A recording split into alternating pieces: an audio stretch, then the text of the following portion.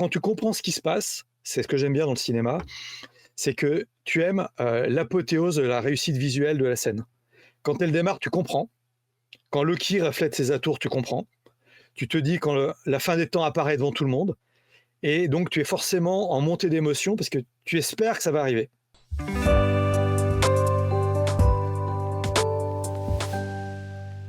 Bonjour et bienvenue dans ce nouvel épisode de la Pause Pop où je vous retrouve en ce samedi après-midi avec Romuald. Bonjour Romuald. Bonjour, bonjour. Romuald, spécialiste en bande dessinée, conférencier et auteur en cours d'un livre sur Spider-Man. Tu peux nous en dire deux mots? Ah oui, en fait, c'est sur la revue Spidey qui est là, qui a été éditée dans les années 80-85 par Lug, qui va devenir Semic, et qui va avoir beaucoup de sens, puisque dedans, il y a une série très connue qui s'appelle Les Guerres secrètes, qui est normalement le prochain grand événement Marvel, même si ça va être un peu différent. On pourra d'ailleurs en parler peut-être sur les théories par rapport à Loki, parce qu'il y a des questionnements en cours autour de qui va être le grand méchant du prochain arc. Ok. Voilà. Effectivement, beaucoup de choses à dire dans cette émission consacrée à la deuxième saison de la série télé Loki, donc une série télé du MCU, du Marvel Cinematic Universe. Donc voilà, c'est-à-dire c'est cet univers étendu où on retrouve films et séries en rapport avec l'univers Marvel qui a commencé avec le premier film Iron Man et qui s'étend un peu plus que ça puisque maintenant on est dans du multivers, mais on en reparlera en fin d'émission plutôt dans Mhm. la partie spoiler. Une partie spoiler qu'on va retrouver, je pense, assez vite parce que ça va être difficile de pas parler de enfin, de parler de cette série sans spoiler parce que déjà il y a des choses à dire parce que c'est déjà une saison 2 donc il y a la saison 1 avant. Il se passe énormément de choses malgré le fait qu'il n'y ait que 6 épisodes. C'est une série qui est très dense mais qui est bien et du coup bah, on rentre tout de suite dans le vif du sujet. C'est super, je trouve, ces formats-là. 6 épisodes. Il y a pas de, ça traîne pas, il n'y a pas de fioritures. On rentre vraiment dans l'histoire. On arrive malgré ça à développer des personnages, à s'attacher à des personnages. On est à seulement 12 épisodes sur 2 saisons et tu arrives à t'attacher de façon incroyable à des personnages, alors que des fois, bon, sur des séries qui durent 12, 24 épisodes ou plus et plusieurs saisons, on n'a pas eu un tel attachement. Je trouve que c'est formidable. T'as ressenti ça aussi? Ouais, ouais, alors complètement. Alors pour être tout à fait honnête, j'ai eu très peur. C'est-à-dire que je trouve que ce qui est la force de Lucky, c'est les personnages, qui sont extraordinairement bien écrits. Et quand on a vu l'épisode 5, je me suis dit, mais il reste un épisode, et qu'est-ce qu'ils vont faire? Et je dois dire que l'épisode final m'a scié, éclaté, je l'ai revu. Pour moi, c'était un énorme moment. Et donc, je trouve ça bien, c'est qu'ils ont réussi en plus, ce qui est des fois le défaut de Marvel, à avoir une montée. Et il y a eu plusieurs fois où on a l'impression que ça allait quelque part et on était surpris. Mais surtout, enfin là, je suis extrêmement attaché au personnage. Et en plus, vraiment, j'ai un amour très très grand pour le personnage de Loki, ce qui n'était pas forcément gagné. Et avec la difficulté que ça va être compliqué quand même de suivre l'univers étendu sans avoir vu Loki. Je te rejoins complètement. Cet épisode final, il est assez dingue. Il y a une fin vraiment qui est épique, comme on en a rarement vu, j'ai envie de dire quand même. Ouais. C'est même incroyable de voir une fin pareille dans une série télé finalement, parce que c'est une fin digne d'un arc complet pour moi. Ouais. Je sais pas, peut-être pas du niveau d'Endgame, mais on est quand Non. même. Enfin, ça le chatouille gentiment quand même, hein. Il y a des choses. Enfin, il y a une. Ouais. Voilà, j'en dirai pas plus, on en reparlera dans la partie spoiler, Mmh. mais c'est quand même du très haut niveau. Alors effectivement, après on se retrouve avec des difficultés par rapport à cette série-là. Peut-être pas forcément la série en elle-même, parce que la série en elle-même, finalement, elle se suffit un petit peu plus Ouais. à elle-même que d'autres. C'est plutôt elle, en fait, qui est pivot par rapport à l'univers Marvel. Mmh. Contrairement à des films, on en reparlera la semaine prochaine quand on fera l'émission sur The Marvels, où là, c'est plus difficile pour entrer dedans parce qu'il faut avoir vu beaucoup de choses avant. Et ça devient, on en a parlé déjà beaucoup dans d'autres émissions, et je pense que ça va être vraiment le leitmotiv à chaque fois qu'on va faire une émission sur les Marvel. Ça devient la grande difficulté du MCU, c'est-à-dire comment on fait pour suivre tout ça, comprendre tout ça quand on n'a pas tout vu. Et là, Loki, toi, tu te positionnes comment là-dessus? Tu trouves que ça reste une série facile à appréhender quand on n'a rien vu d'autre? Alors pour moi, non. C'est-à-dire que voir Loki sans avoir vu le reste n'a aucun sens. Hem, Éventuellement, si tu as vu Avengers, simplement, tu peux comprendre qui est Loki. Après, malgré tout, je nuance, la série, qui devrait d'ailleurs s'appeler non pas Loki, mais TVA, et un long parcours des personnages de la série, Loki compris. Et même à un moment, j'ai eu peur que ça soit plus une série TVA que Loki, et malgré tout, finalement, Loki va vraiment être au cœur de la série. Mais tu peux voir la série toute seule, ça je conçois. Après, c'est le reste de l'univers Marvel qui me semble difficile à voir sans avoir vu la série.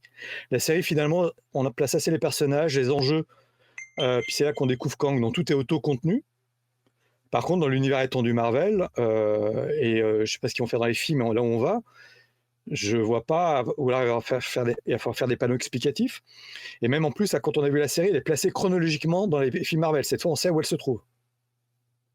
Donc, il y a une allusion, je ne vais pas faire plus, c'est pas vrai spoiler, mais on nous situe par rapport à Ant-Man. Et Ant-Man, donc, c'était le début du nouveau cycle. Donc, Loki se situe à l'amorce de l'arc qui démarre après Thanos. Clairement, alors tu peux aussi considérer que c'est l'introduction du nouvel univers et que c'est finalement les autres séries ou les autres films qui sont plus dispensables et Loki qui est indispensable. C'est le socle du nouvel arc. Et alors, en plus, il y a toute la difficulté qu'on retrouve dans ce type de série où on mélange un petit peu voyage dans le temps, voyage entre les dimensions, etc. Enfin, il y a des notions qui sont pas faciles à aborder, qui peuvent vite perdre des gens, qui peuvent vite les déboussoler. Euh, Malgré ça, je crois qu'elle essaie d'être assez didactique. Oui. Mais sur la fin notamment, c'est pas toujours évident. Il y a des choses sur lesquelles ils sont peut-être passés un petit peu vite. Moi, je sais que on a regardé avec mes garçons. Il a quand même fallu que je leur explique deux, trois Pareil. choses où je leur ai dit, mais là, si, il a dit ça, donc forcément, ça veut dire que, voilà, on en parlera dans la partie spoiler. Mais alors, c'est vrai que ensuite, on parle des personnages. Ils sont tous très bons. Moi, je me souviens la première fois, dernier épisode de Loki saison 1, quand je vois Jonathan Meyers arriver.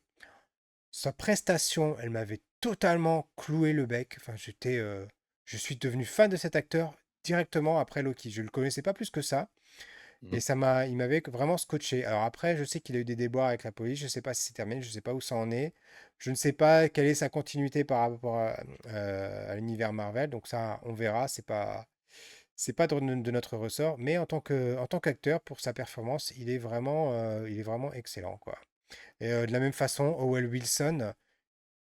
Super touchant, super touchant. Tom Hiddleston, là, il plane, il y a 10 000, là, il nous balance des caisses d'émotions.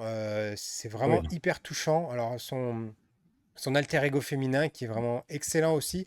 Alors, petit bémol là-dessus, mais c'est vrai que je trouve dans la saison 2, elle a un rôle un peu plus en retrait.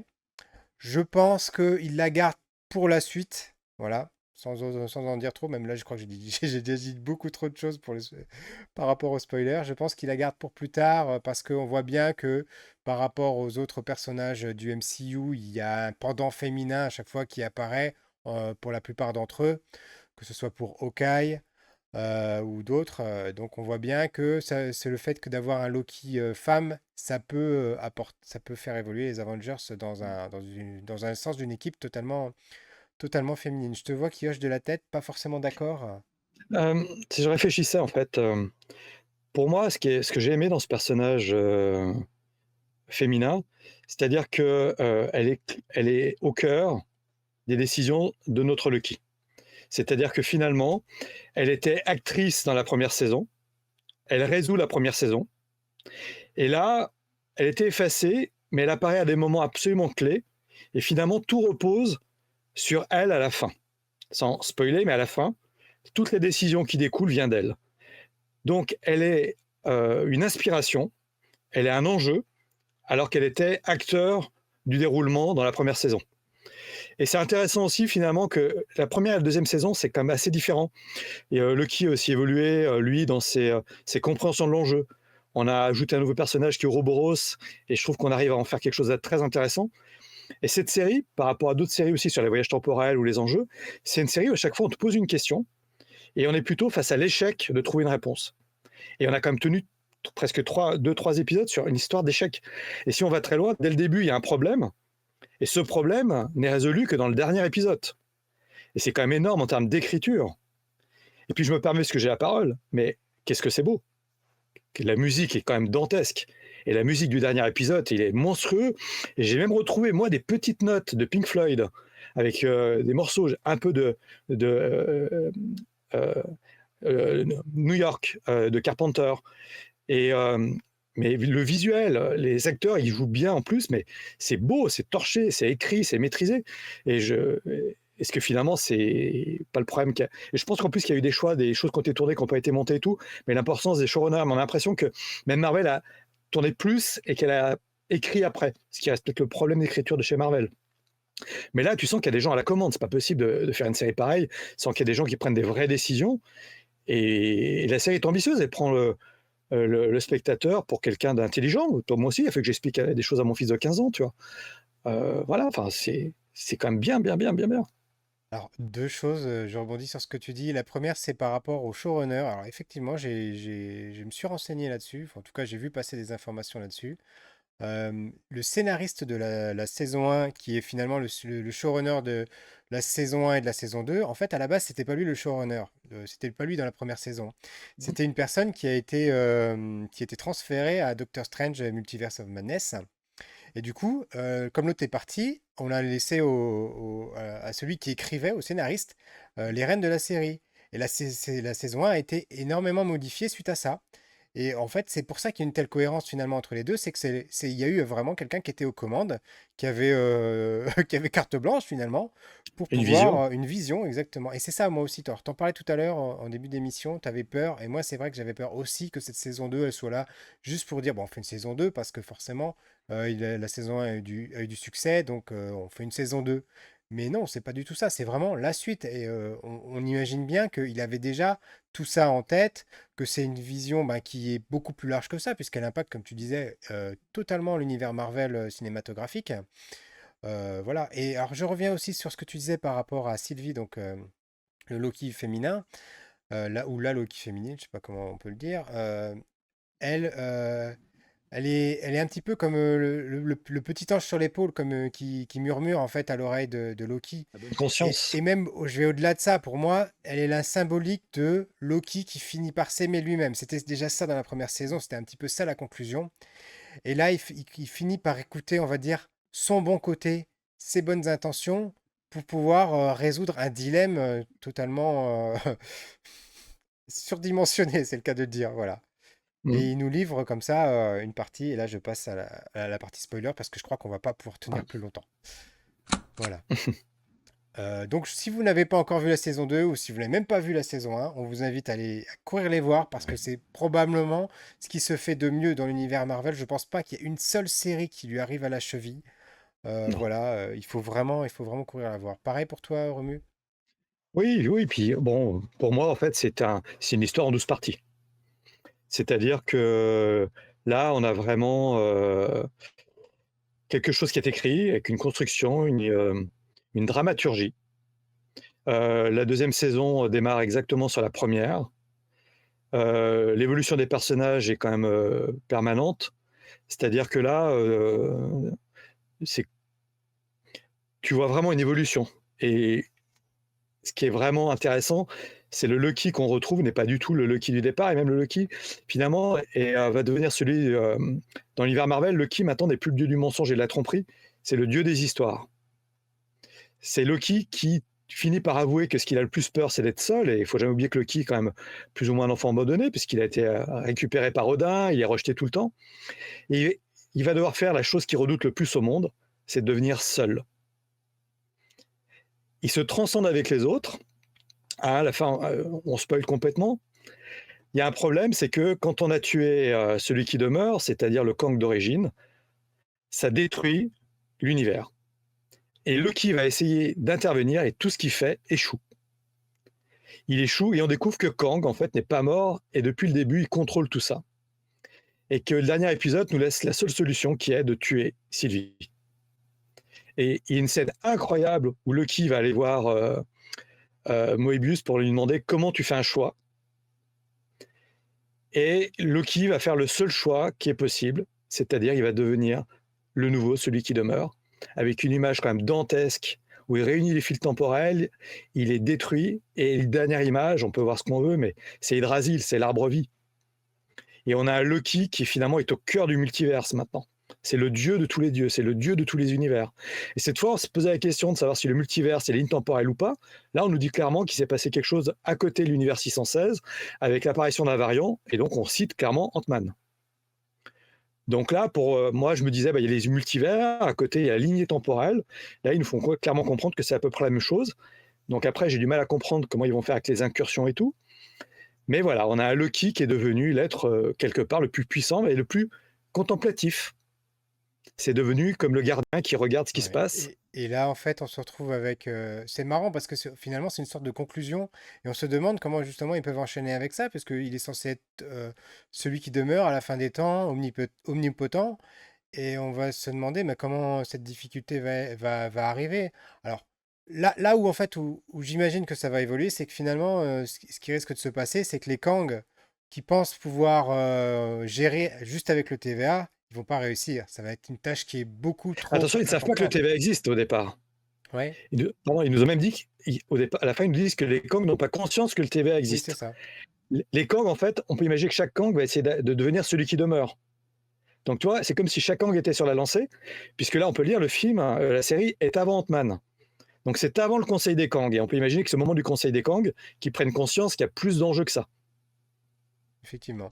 Je- Mais c'est par rapport à la TVA en fait que je parlais. C'est ce que je veux Mm. dire, c'est que eux, ils savent justement ce qu'ils doivent faire. Leur mission maintenant, c'est de gérer les Kang et de les empêcher de devenir, ben voilà, celui qui demeure. On le voit d'ailleurs avec la scène où il y a Victor Timely qui ne reçoit pas les instructions de la TVA, donc qui ne devient pas, voilà, un potentiel variant.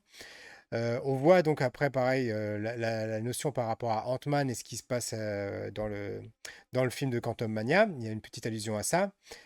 Et on peut imaginer que finalement Loki, alors là on verra, là on est dans les conjectures, mais est-ce que Loki finalement, là d'où il est, il sait pas déjà comment ça va se terminer, il sait pas déjà que finalement ils vont réussir à battre les Kang et que son sacrifice était obligatoire ou pas. On verra en tout cas ça, on peut pas savoir, c'est beaucoup trop tôt. Mm. J'avais autre chose à dire, je sais plus. Je te laisse la parole. Non, mais je me disais, tu vois, dans l'univers d'essai, il y a ce qu'on appelle le spectre. C'est ce personnage qui s'incarne, qui vient pour faire justice dans l'univers d'essai. Et je vois un peu Loki peut-être comme ça, c'est-à-dire, est-ce qu'il vraiment il va intervenir ou il est juste là pour permettre au flux d'exister et éventuellement élaguer ceux qui sont dangereux. Donc ça peut être un terrible Deus ex machina, c'est-à-dire qu'ils ont la possibilité de faire intervenir Loki en permanence si vraiment le danger était trop fort, ce qui est une facilité scénaristique, ou au contraire, en le mettant là, ils le neutralisent totalement. Et par rapport à Kang qui manipulait pour stabiliser une seule ligne, Loki est juste là pour vérifier que le libre arbitre existe. Et si le libre arbitre existe, ça veut dire qu'il n'interviendra jamais. Alors, c'est là-dessus que je voulais rebondir justement. Merci de me le remémorer, Romuald. Le libre arbitre, on a donc cette scène mémorable, vraiment dantesque, épique, je trouve même pas les mots, où on voit Loki donc qui monte les escaliers, qui se crée lui-même pour arriver ben, à l'endroit où il y avait le trône de celui qui demeure et devenir en fait le nouveau celui qui demeure, qui s'occupe de la gestion de ces lignes temporelles, comme tu viens de le dire. Et là, il y a des cornes qui lui poussent. Des cornes qui lui poussent, le libre arbitre, il devient en fait le diable, Lucifer en fait. En quelque sorte, c'est ça. D'une certaine façon, c'est comme ça qu'il est souvent dépeint par rapport aux mythologies et aux interprétations qu'on peut avoir de Loki. Non? Alors moi, j'ai plus vu le fait que Loki laissait tomber ses habits d'humanité et qu'il redevenait un dieu. Il redevenait le dieu Loki tel qu'il est fait, avec sa cape. Ses habits humains, quand il monte, sont déchirés par le flux temporel. Et en fait, il redevient un dieu, avec la puissance d'un dieu. Et c'est juste ses apparats de dieu qu'il a toujours, sa cape, ses cornes, sans que ça soit maléfique, c'est juste son apparat de dieu. C'est-à-dire qu'il incarne le dieu des histoires, le dieu au bout du temps, celui qui connaît toutes les histoires et qui est là pour les préserver. Hmm. Alors, c'était pas par rapport au côté maléfique hein, dont je parlais, Non, c'était non, mais plutôt par rapport aux notions générales qu'on peut retrouver par rapport à comment est dépeint Lucifer, Satan, je sais pas comment vous l'appelez, voilà, dans les différentes mythologies. Tu voulais faire une remarque particulière par rapport à cette scène épique? moi je trouve qu'elle est belle, c'est-à-dire qu'il y a une dramaturgie qu'on ne va pas arriver. l'acteur est beau, on sait que c'est faux, les effets spéciaux fonctionnent très bien, la musique est exceptionnelle. Et je trouve que, tu vois, là, on voit que même au niveau de la réalisation, des cadrages, des pieds, de ce qui se passe, c'est-à-dire quand tu comprends ce qui se passe, c'est ce que j'aime bien dans le cinéma, c'est que tu aimes l'apothéose de la réussite visuelle de la scène. Quand elle démarre, tu comprends. Quand Loki reflète ses atours, tu comprends. Tu te dis quand la fin des temps apparaît devant tout le monde. Et donc, tu es forcément en montée d'émotion parce que tu espères que ça va arriver. Et surtout, c'est que là, c'est majestueux. C'est-à-dire qu'il n'y a rien qui déconne dans la réalisation ni rien. Je trouve, tu vois, ça aurait été quelque chose qui aurait été tellement beau au cinéma, pour moi. On est un petit peu, modestement, après, on en fait des caisses, hein, mais la série vraiment nous a fait plaisir. Un petit peu comme dans Endgame, quand tout a l'air perdu, que d'un seul coup, tu as le message qui apparaît et que tu as tous les univers qui s'ouvrent. C'est le moment qu'on attend. On s'attendait que ça allait se passer peut-être quelque chose comme ça. Et donc, quand c'est un peu attendu, il faut vraiment que ça soit bien réussi. Et c'est, je trouve, vraiment extrêmement bien réussi. Et je vois pas comment on aurait pu le faire mieux tout en. Et les acteurs qui le regardent faire, en plus, eux-mêmes jouent vachement bien, tu vois, parce que il y a une complicité entre tous les personnages par leurs acteurs qui est quand même, voilà.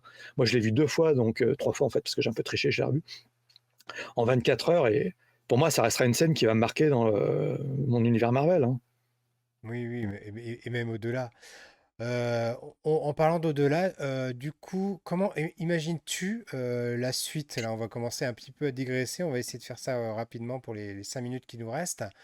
Il y a Deadpool 3 qui arrive prochainement. Voilà. On sait qu'il va y avoir encore Secret Wars derrière. Donc, Ouais, dans très longtemps, oui. vers quoi allons-nous? Quelles sont tes théories? Tiens, je suis intéressé pour ça. On pourra les ressortir comme ça si elles sont vraies plus tard. Ouais. Alors, c'est tout le problème aussi d'utiliser Kang. C'est-à-dire que Secret Wars, donc la deuxième version qui sont en train de décliner. Dans la première version, c'est un être qui vient de l'au-delà qu'on appelle le Beyonder. Donc, cette capacité qu'au-delà de notre univers, il y a une force qui est. Finalement, c'est les cubes cosmiques éclosent dans une créature qui est au-delà qu'on appelle les Beyonder. C'est ce qu'il y a au-delà de notre univers. Donc, ils ont possibilité d'utiliser les Beyonder. C'est utilisé dans les deux fois, sauf que à chaque fois, tu as un personnage qui est le Docteur Fatalist, Docteur Doom, qui intervient. Donc là, je ne vois pas comment, il n'y a pas les 4 Fantastiques et Doom qui intervient.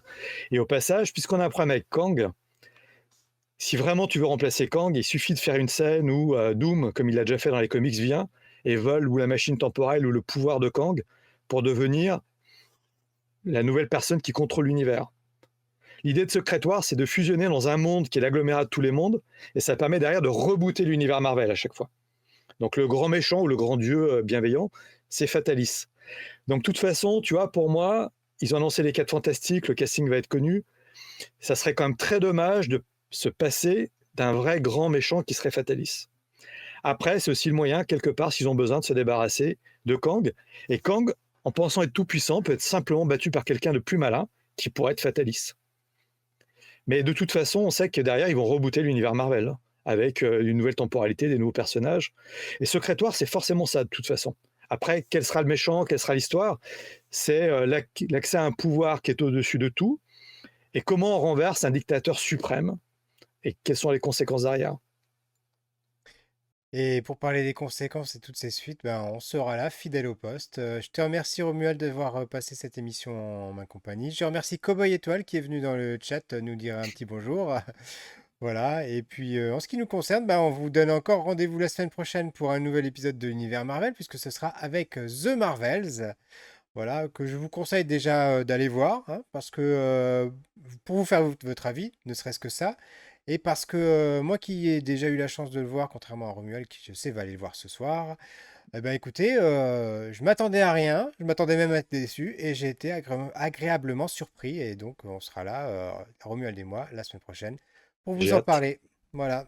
Bye bye Romuald, salut à la semaine prochaine. Ciao, à la semaine Merci prochaine. Cowboy Étoile, ciao. Ciao, ciao.